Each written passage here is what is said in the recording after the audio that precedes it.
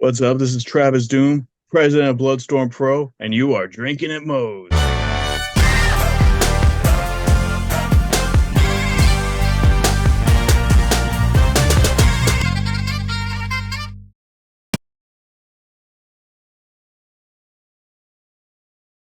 All right, everybody, taking time out before we get this show started. I want to thank Reaper Apparel for having Drinkin' Mo's be a brand ambassador for their clothing line. They got good stuff. They got t-shirts, they got hoodies, they got beanies, they got lots of great stuff, encouraging everybody to break out of their comfort zone, live their best self, and hey, it's something I try to live every day. Now, be sure when you go and you're filling out your order, use the code Drinkin' at Moe's, get 10% off, and the link and the code will both be in the description.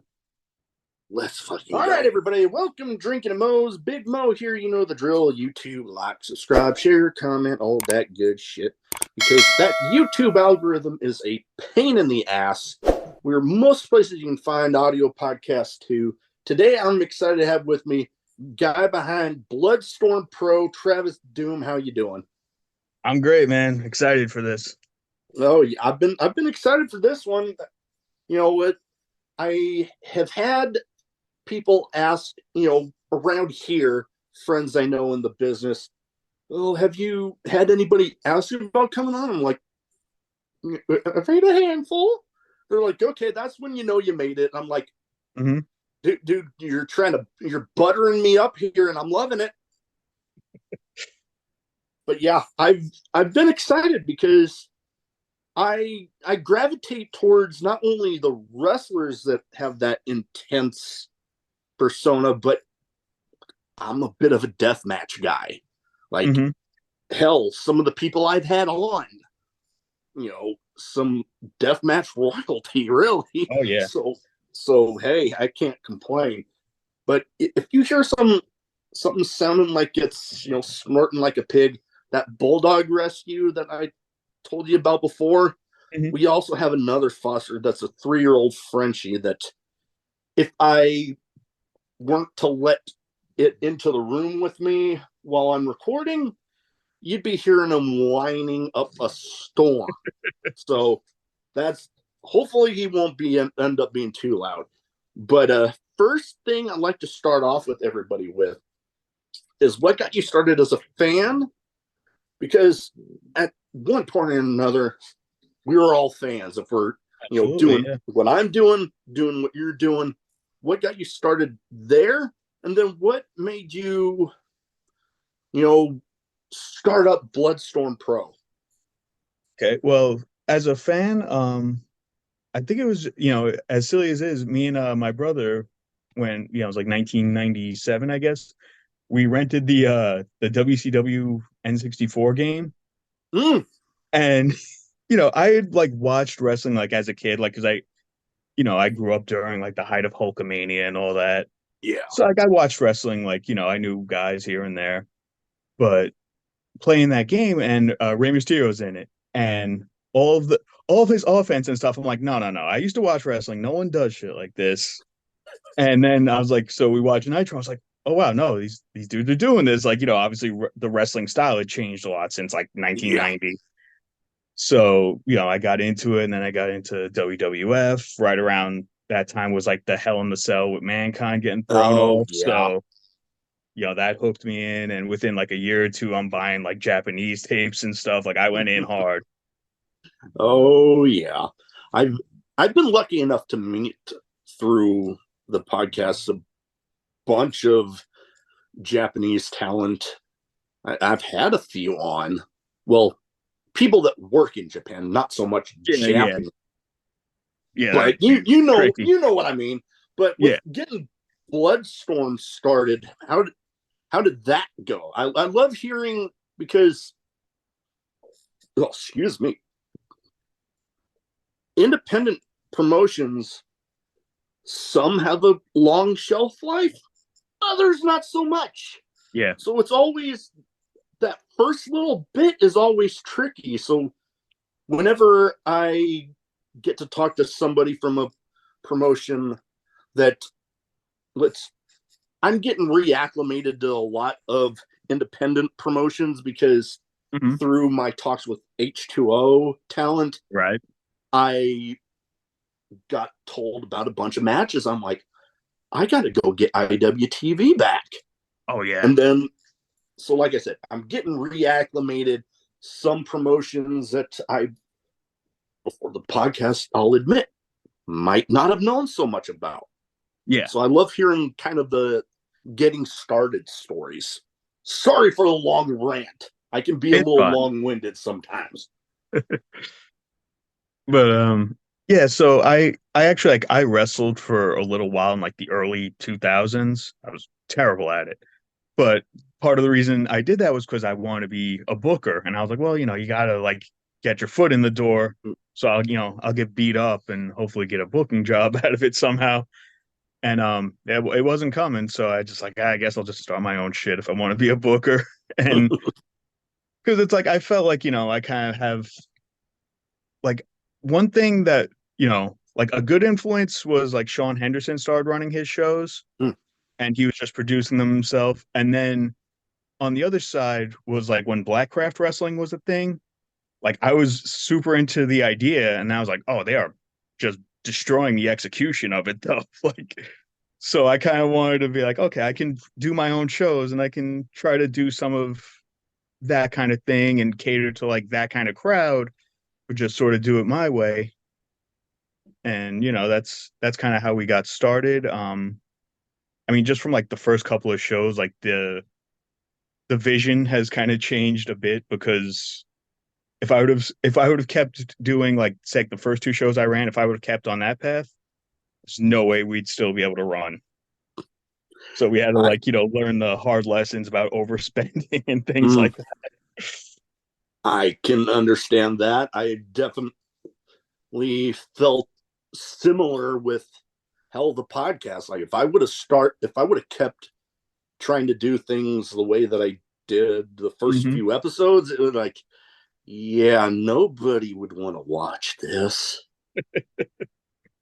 So, you evolve, you improve, Absolutely. the you take the little tips from all over and you mold it into your own little deal there. So I love it. Yeah, no, I was fortunate that like, my wife has worked in wrestling and she's very creative minded, so she kind of helped me and we sort of built a team from like friends and other people we knew that, had different like influences on how like they want to tell stories and things like that. Like my brother-in-law helps us and he's like he loves like like old Memphis and stuff like that. Mm. And like I'm more like I like a lot of like the modern deathmatch stuff, and it's like kind of combining these different influences and coming up with something a little bit different, and hopefully that stands out from what a lot of other companies are doing. Oh yeah. And I only within the last couple of years actually got to see my first like legit death matches in person. Like Hmm. in the Midwest, I guess, at least as far as Omaha goes, the deathmatch scene hasn't really been around Yeah. much. We've had a promotion that came through, did a couple no ring shows, and well, I'll talk off camera about some stuff that I'm hearing about them. It's good stuff, but I've been told I need to. Gotcha. But my first ever one, somebody I actually had on the show, Jake Christ, had Hmm. him on, and it was him versus Joel Bateman at Revolver. Oh, that's awesome. Okay. And yeah, that was some crazy shit. I loved every minute of it, Hmm. including Bobby Olson coming in and pulling out lighter fluid. And that no ring show, I got there was a end of a light tube flew off and hit me in the foot. Mm-hmm.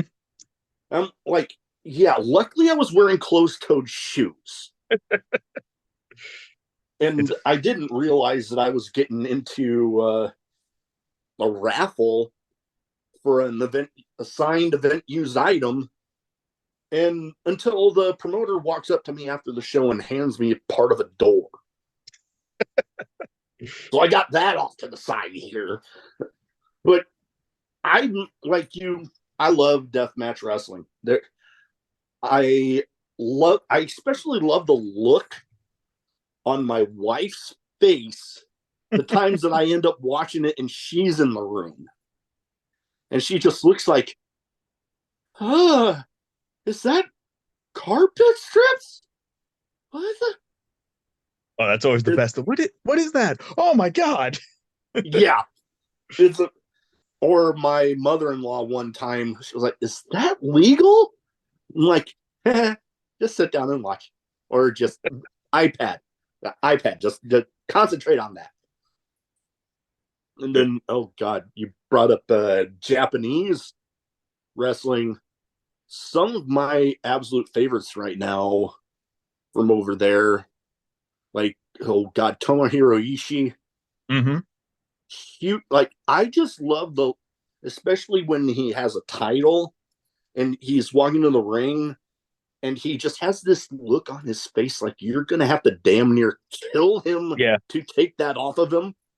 And God, I'd probably need a change of pants if I knew he was in the ring and I was having to face him because Yeah. good. I mean, a lot of those dudes have like a great intensity where it's like, him and like guys like Minoru Suzuki that come Mm. out, he's smirking and laughing. You're like, oh my God, he's gonna murder this poor guy. Or if something messes up with his song and oh God, like that whole thing at AEW when Mm-hmm. his song cut off. Oh God, he looked like he was gonna murder somebody. I, he was work. He was doing some U.S. shows like that weekend. It might have been for Time Bomb, and they were like, "We promise we won't cut off his music." Like they used as like an advertising point.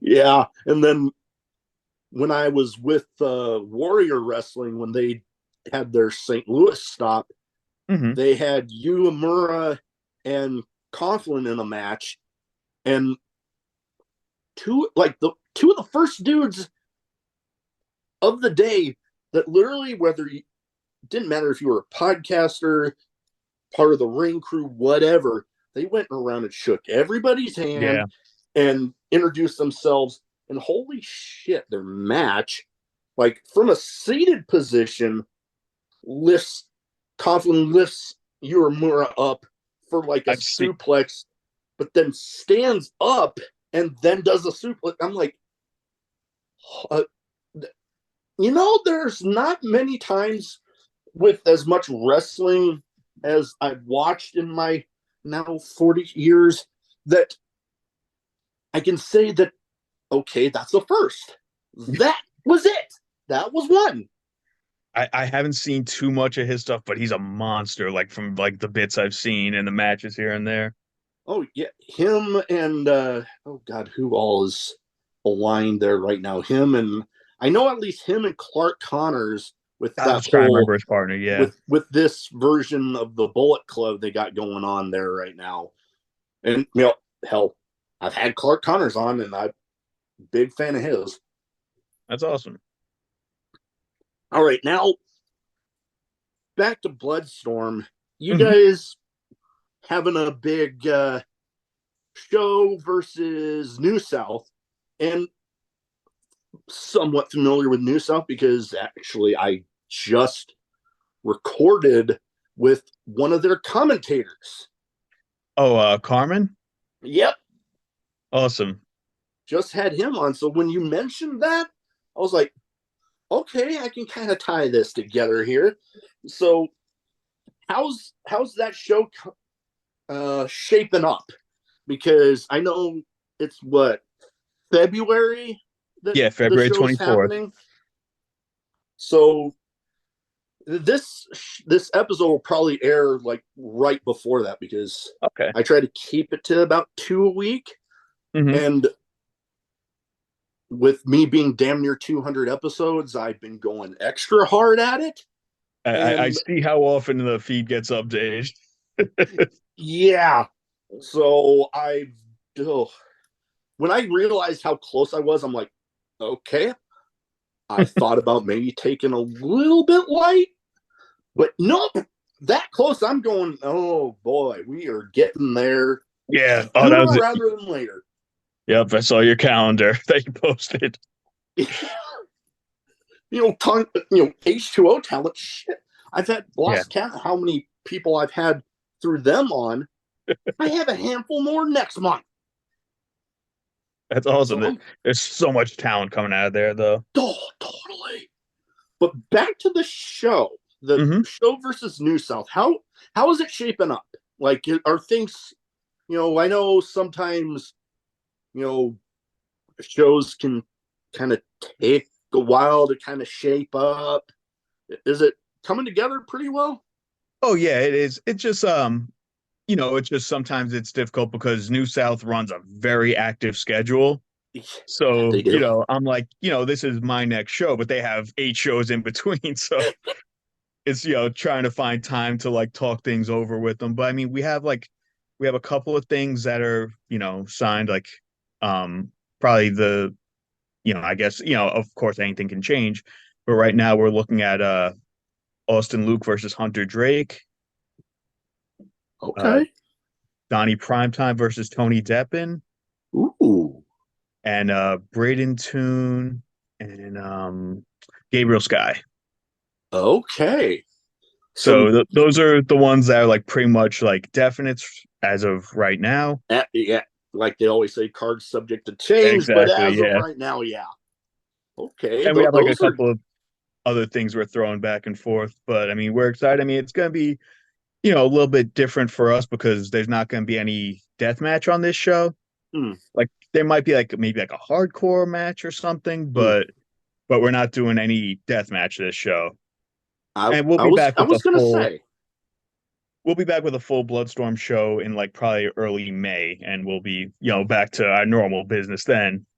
yeah, like I said, I was gonna say because New South not so much known for the deathmatch style, but hey, Correct. Yeah. to each their own. I Yeah. know they always say that uh, wrestling is, there's like different. Each genre is like different flavors. Hmm. Some people like one, some people like another, and then you have people like me that just like all of it. Yeah. Because I So always that say it's like music, and mm, same thing. yeah, It's like, there's the like I always say like, something like death match, it's like, that really lines up with like a lot of like the extreme metal and stuff that I'm into. And, where it's something that's like if you love it, you love it, but it's definitely like it is not for everyone. yeah, deathmatch wrestling definitely is not for everyone. Definitely, if you're trying to introduce somebody to pro wrestling, you might want to ease them towards the death matches. But see, but there are like, there's kind of other ways to do that. Like, people that are like really into like horror movies and stuff like that. It's like That, that might yeah, they deathmatch might be a better entry point for them than like, that, Flair Steamboat. that yes. You know what? I hadn't thought about it that way, but I can completely agree. People Yeah. that are into that style of music, horror movies, eh, you can probably introduce them That's yeah, death match. But people that are more into the pop or the lighter music, exactly. maybe kind of ease them that way. Yeah, But definitely don't it's want to start them off with light tubes and yeah, barbed because wire. that could be a real short introduction for them. Like, okay, you know what? I think I'm out. Yeah, yeah, very quick. And like, oh god, reminds me of that old Simpsons GIF where it's uh, In and out the Bart door. was Bart was working in the that one house. Yeah, the Grandpa comes in, Maison just turns. Derriere.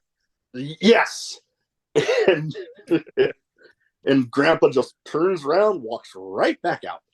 But God, it's like every chance to use that GIF I use it. It's just like that's God, just what a brilliant piece of animation. Like it's That funny every time I see it. that one or the one with Homer going back into the bush. Hmm. Those two love anytime. Although, oh God, now this got me thinking about Simpsons. I was Hold on. gonna say I feel like we could easily get sidetracked here. I've had people I had one promoter slash wrestler from Chicago say that just the name of the show popped in because it got him thinking about Moe's Tavern. And I I'm could see like, you that. know what? I knew when I thought up the name that there was going to be somebody that would think that. And But see, we have our own Simpsons overlap because people kind of misremember when remember when Bart stole the Bone Storm cartridge. oh, the Bone Storm game, Yeah. yeah. So people are like, "Did you name your company after the game from The Simpsons?" I was like, "It's Bloodstorm. That was Bone Storm." But I mean, not really adverse to people drawing that parallel. So we've had Yeah. people like, "Go to Bloodstorm or go to hell." I've actually got to use a line, my favorite line from The Simpsons one time, and it was from when uh, Sideshow Bob was threatening to blow up Springfield when he was hiding in the blimp. Hmm. They're at the air show, and they start going through all the base. They get to that line of porta potties, and then they all of a sudden, boom, there's one with Grandpa Simpson. And he's like, this elevator only goes to the bottom, and somebody made an awful mess down there. I forget if I was at a concert or it was before a college football game, but Hmm. there was a line of porta potties. I go in, and I'm thinking as I'm about to open the door, like, oh my, I have to. I did. Everybody laughing. I had to. Or, oh God, another. God, I am getting really.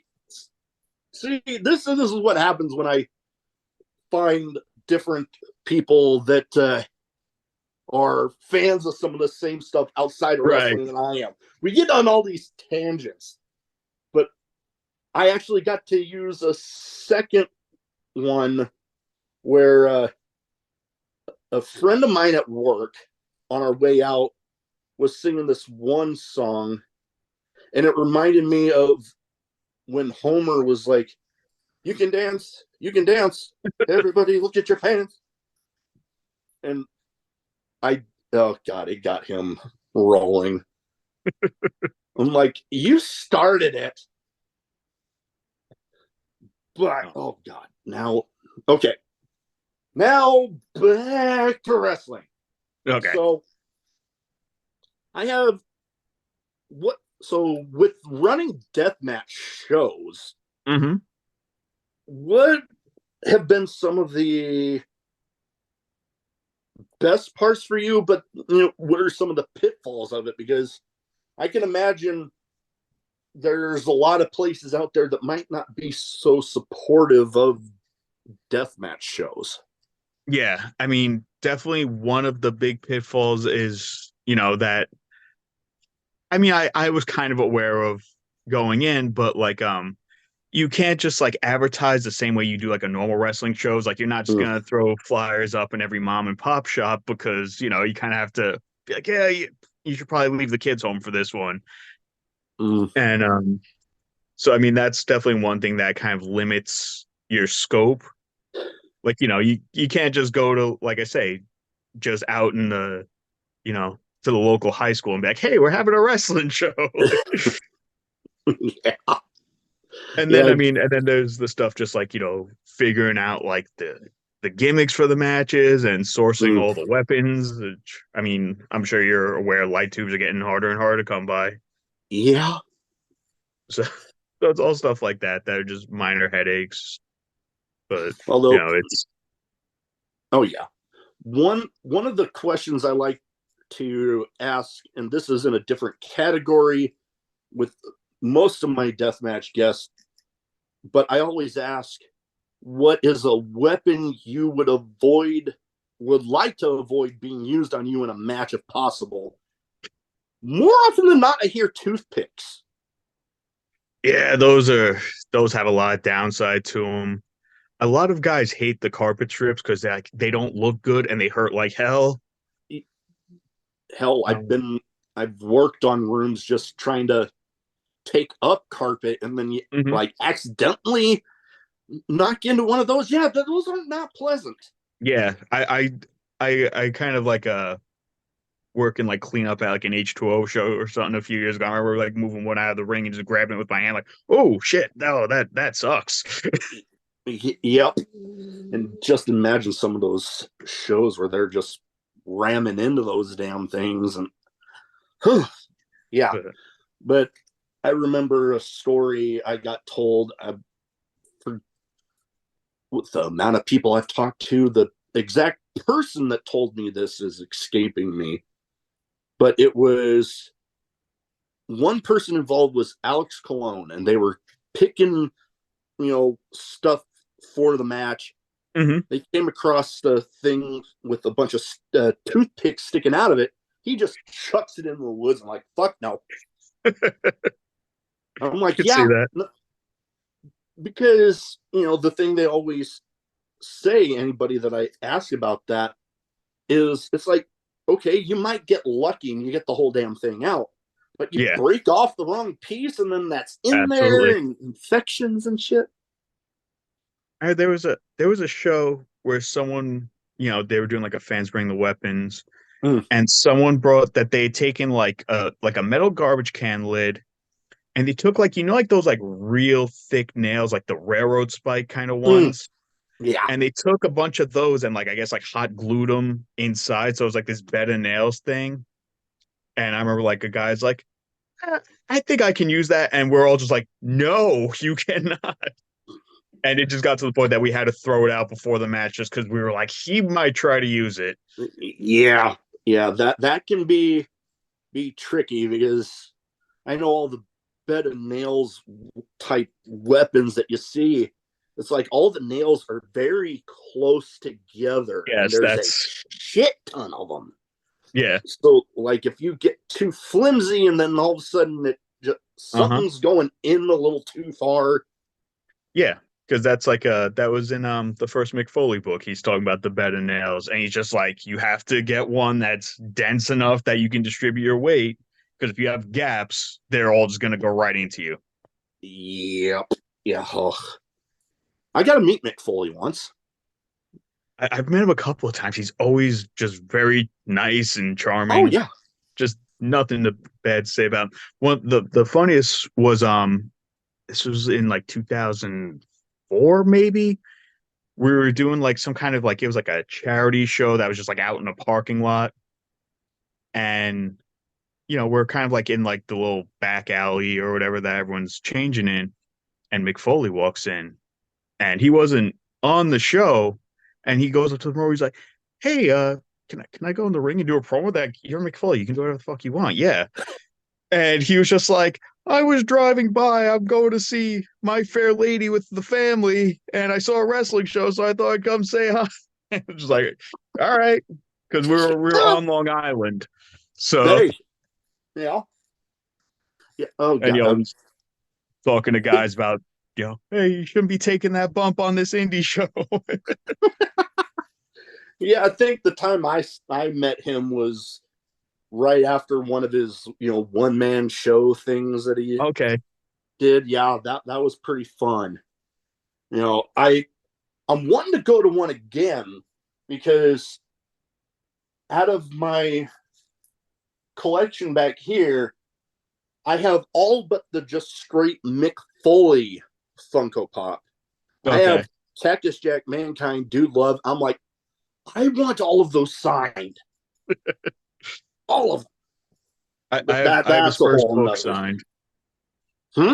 I have his first book signed. And it was Nice. funny because my parents had gotten it was my Christmas gift that year. Mm. So like my mom like wrote like a little, thing to it and fully popped for that when he saw it. He's like, because she dated like Christmas 90, what was it, 99, I guess, when that book came out. Yeah, probably around then. I I think can't I think remember. 99. And like, she wrote like, to Eric. And he was like, that's adorable. That is awesome. I've Good Lord.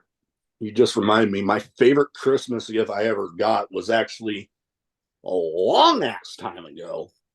And it was tickets to my first ever WWE show. And I was like in third grade. And I got to see some of my favorites, like, Big Boss Man was one of my favorites. Okay. He went up against Yokozuna. And I was like Okay. floor seats right near the entrance. I'm like this little kid, and Yokozuna's walking by me. I'm like, I'm That's gonna pretty go cool. sit down now. And then I actually got to meet somebody from that show recently. One of my signed figures up here behind me, Rikishi, was at that same Comic Con I told you about, Okay.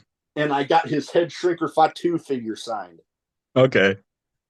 So yeah, I got a little bit of it. I like trying to get them signed. I don't like to buy them already signed. Yeah, I can I like understand to that. I like to have the thing in box, take it up to them, Yeah. and hell, even get a picture with them of either them holding it or me holding it, and people, talking about certificates of authenticity and all that. Yeah. I'd be like, here, right there, holding it. Like, one of my personal favorites, Jason David Frank, Okay. got it literally a couple months before he Yeah. unfortunately, and literally have a picture of him holding it like that morphin thing. Hmm. I'm like, yep, there's my certificate of authenticity right there. All right, so I have two categories here that, watching the show, you're probably familiar with. I have a Hmm. name game where I name off some people, give me quick thoughts on them. Sure. And, I try to theme it towards the guests as much as possible. And with BloodStorm and, deathmatch wrestling, this is kind of twofold here. They've each actually all been on the show, and they're big in the deathmatch world. Okay. First one, I was freaking persistent with getting this guy on because with the schedule this guy keeps, it took a while. The Duke of Hardcore, John Wayne Murdoch. Yeah, I could definitely see that. But oh man, dude, just a complete gentleman, professional. Like I couldn't have had a better experience with him. It's just like, it's the only reason he's not back more is just, I mean, schedule and just, trying to make it work financially because, Duke's gotta get paid, man. Yeah, he's Like he's it's a damn machine. yeah, I mean, he's one of the best in the world. So, Oh, totally. he I should, I he should be getting, Yeah, no, totally. yeah. And I've got nothing but good things to say about him. There was a couple times where something with family came up for him. I'm like, Hmm. family is more important. We'll get it It, done. And it's then funny there that was actually, there was a uh, family tragedy for me that I'll go into off camera. I probably talked about it a little too much on the show, but he was more than understanding of that. So it's yeah, like, dude, we'll get it done. And yeah. then we did. I actually have one of his wrestling buddies right up behind me here. Okay, okay, those are pretty cool. Oh yeah, the double sided ones where one's regular and the other's all bloody Hmm. looking. Yeah, yeah. He was mentioning about selling what he had left at the time of some of them, I'm like, how much? Because I was already thinking I wanted one. All right, next one. I'm trying to think, he was one of my earlier deathmatch people that I had on. Hank. Oh, Tank. Yeah, Tank. I mean, another just an absolute legend. I mean, we were really lucky to have him in when we did. It was actually so him and the Rev had helped Mm, get an ICW show like set up the night before. So they had to like, be at the arena and, be there for all the teardown and all that. And at the time we were running afternoon shows. So they basically had to like leave that arena, get on the first flight out of Chattanooga that morning, fly up to Jersey. I think he was in the first match and like literally like was back out the door, but like before the second match was over.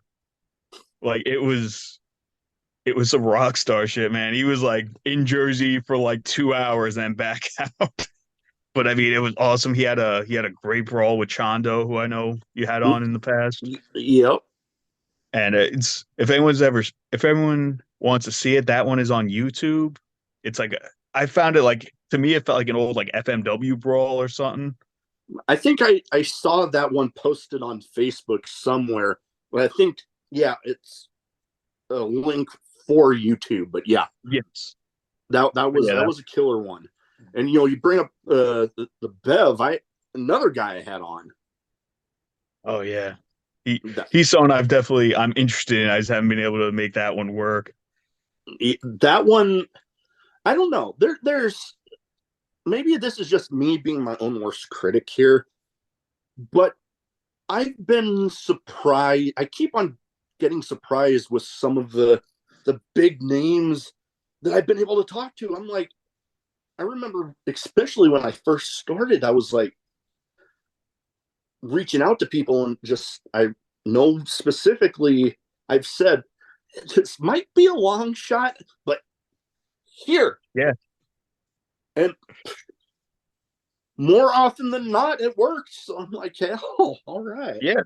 As long as you're, professional and nice, you can usually get it in return as long as they can, find room in their schedules and stuff like that. Yeah, yep. And I like to think I'm pretty easy to work with on that. I Yeah. People sometimes wonder about if there's certain days like you only record on certain days. I'm like Monday through Friday, take your pick. As long as I'm not having to leave work early, I take your pick. All right. Next one. This guy tried to downplay when I called him a legend, Hmm. but I had to tell him people, when they think of Mount Rushmore's of deathmatch wrestling, you're on there more often than not.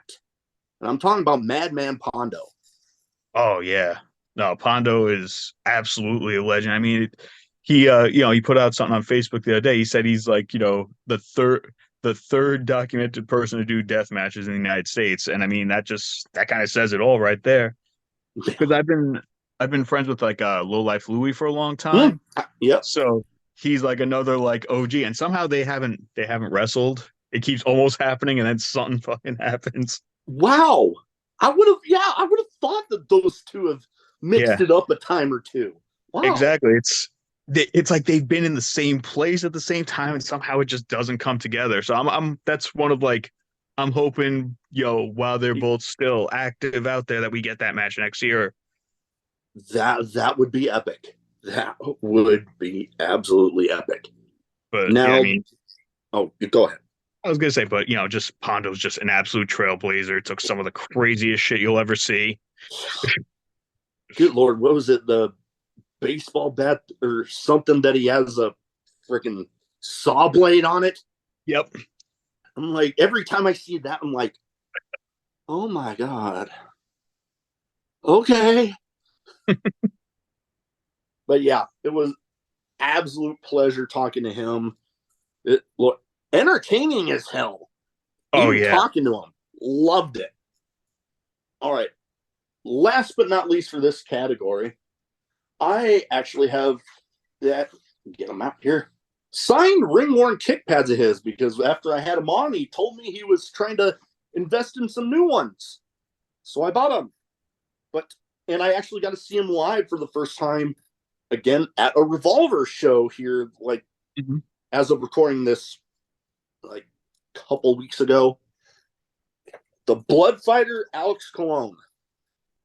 Man, just I was, I went to a lot of the GCW Atlantic City shows and just like it's like everyone he had like a potential match of the year. He was just a machine, just lining up like these world-class caliber matches. I mean, he was always a pleasure to see. Like, I mean, with him like kind of withdrawing from some of those companies, we don't see him out east as much anymore. Yeah. Actually, I think for the first show I tried to book him, and I think he was in Japan at the time or something, so it wasn't going to Mm, work. But yeah, that's definitely a dude I would love to have in. oh Just yeah. One of it's my like absolute favorites. I know he's excuse me. I know he's doing, Midwest and also doing a lot of stuff out west. I know he was yeah. doing some stuff with XPW for a little bit. I don't know if he's still working there. I mean, I can only say what I see, but it doesn't look like that's still happening because they've run a couple of shows without him. Yeah, But I was gonna say last I knew it didn't really look like he was working with them anymore. yeah, like it looks like he's Although, definitely focusing on Revolver. yeah, which I mean, hell, he's part of the tag champs right now. Yeah. So hell, him, Ricky Shane Page, and Macklin, I guess, are doing a Freebird rule sort of thing. Okay. Yeah, hell, the Ricky Shane last show I Page went to, it also. was them versus Second Gear Crew. Okay. I think I saw like highlights of that. Oh God, my friend and I were sitting on. I don't know if you saw the. I think it was Macklin was like whacking some of them with a door, like part of a door. My friend and I that went, we were on the other side and we are like, is somebody getting murdered over there? Because you just heard this loud whack, whack, whack. Hmm. And then I see the video. I literally sent it to that friend I went to the show with. I'm like, you remember when we thought somebody was getting murdered? That right there. Yep. Turns out you were right. And got Matthew Justice jumping off a scaffold. Hmm. Another That fucking that madman. dude is that dude is insane. I've told I've actually on Twitter X or whatever, and Hmm. I've actually told them this in person. And like your matches might as well be sponsored by Home Depot. All the shit that gets thrown around in there is like somebody went to Home Depot before the match and just bought all sorts of stuff. He's a living OSHA violation. Yes. Oh my god, yeah. Oh man. I could go on some stories right now. But we're going to go on to the next category here. Some random questions. Some might be wrestling related, some might not be. Some Okay. might have absolutely nothing to do with anything we talked about so far. That's why they're random. All right. So I give you the question, first answer, it pops in your head. Okay. Now, with running BloodStorm, you've probably witnessed your fair share of crazy in match moments. What would you say is one of the craziest? I mean, probably the finish to our Deathcore title match where we had our the Death Trap Omega, which was like a light tube and trellis contraption, and Bam Sullivan and Alex Stretch doing double light tube crossbodies and then falling off the apron through it to the floor was definitely like for the shows I've put on, that's the craziest goddamn thing I've seen so far.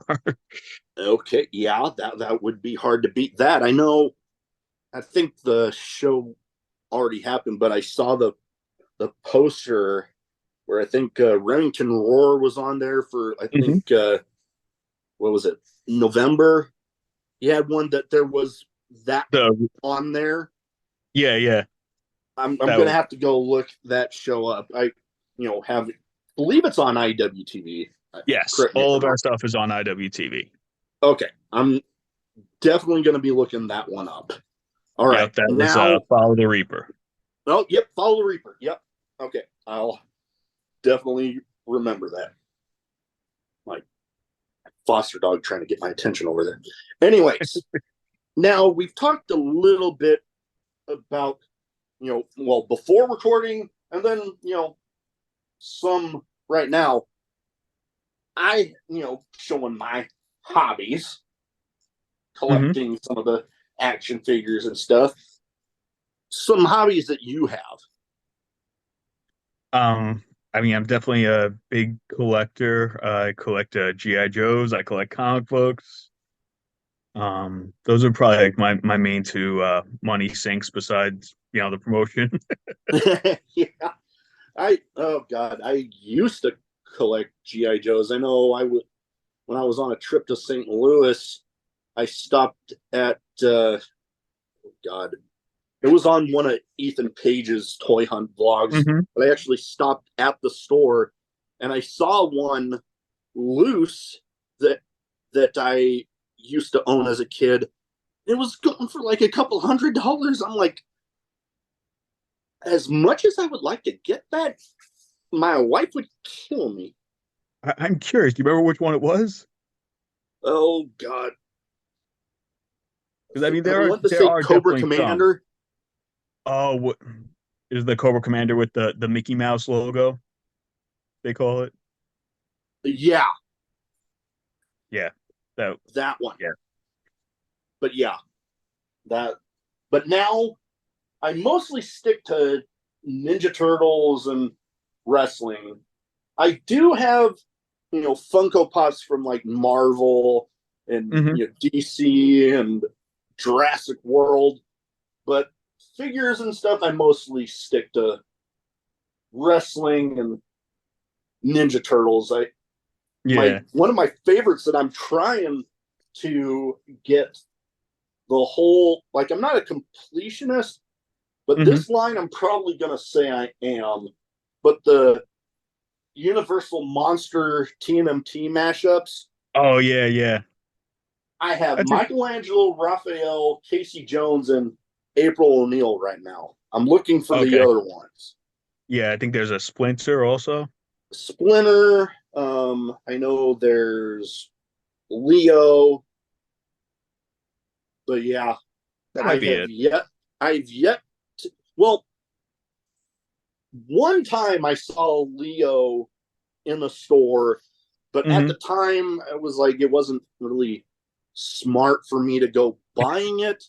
Right. So I was like, yeah. But then I haven't seen one since, other than at a comic uh, toy convention sort of thing. Hmm. So like one of these days I'll get my hands on it. But yeah, I'm big into, especially if I can, getting them signed. Like some that, Revolver's been a huge help.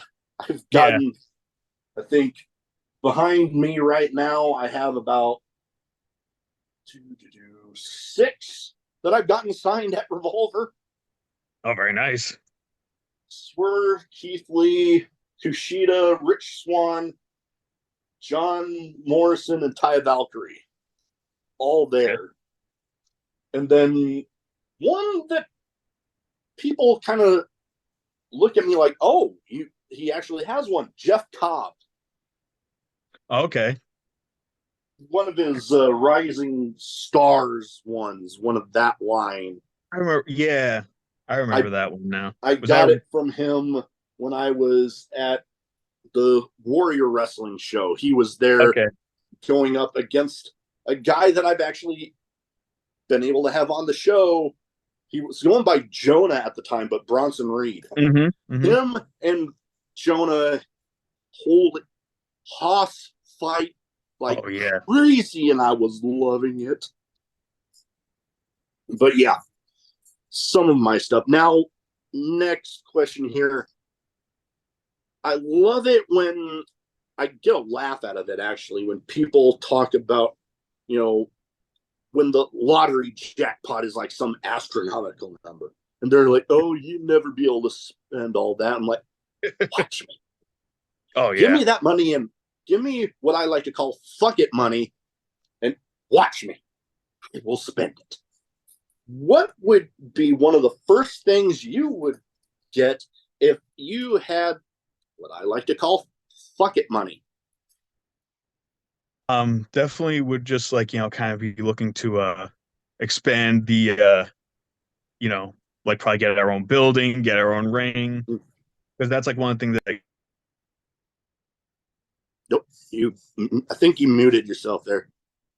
yeah, sorry. Someone's Yeah, trying to it's all call good. me. But you're talking about getting your own ring possibly and Yeah, expanding.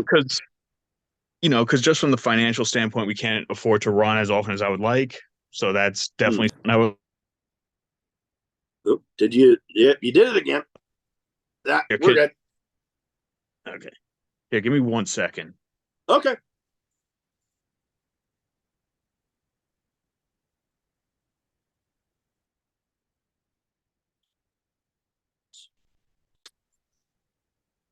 All right. Technical difficulties, but hey, that shit happens. We're back It was my now. fault.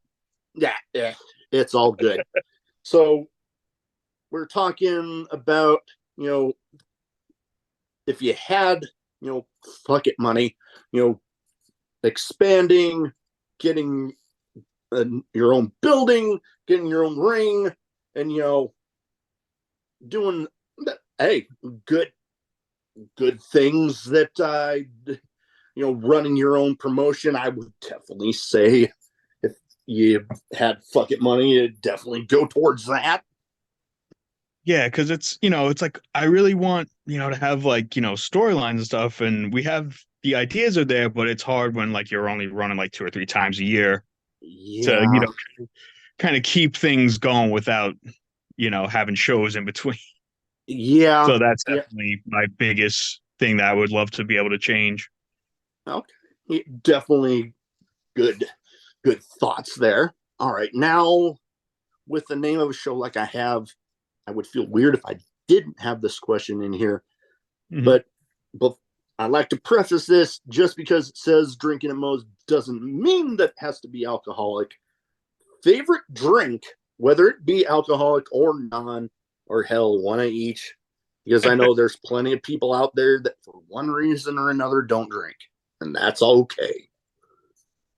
I mean, because when I do drink, I don't like, I don't really like hard liquor. So it'd be like maybe like I like the hard ciders and stuff. Is probably Mm. about Oh, yeah. okay. And other than that, I'm a big soda guy, even though I'm trying not to be because like I'm getting old and everything's getting shitty. So I can't just like just drink 2 liters of Coca-Cola like I used to.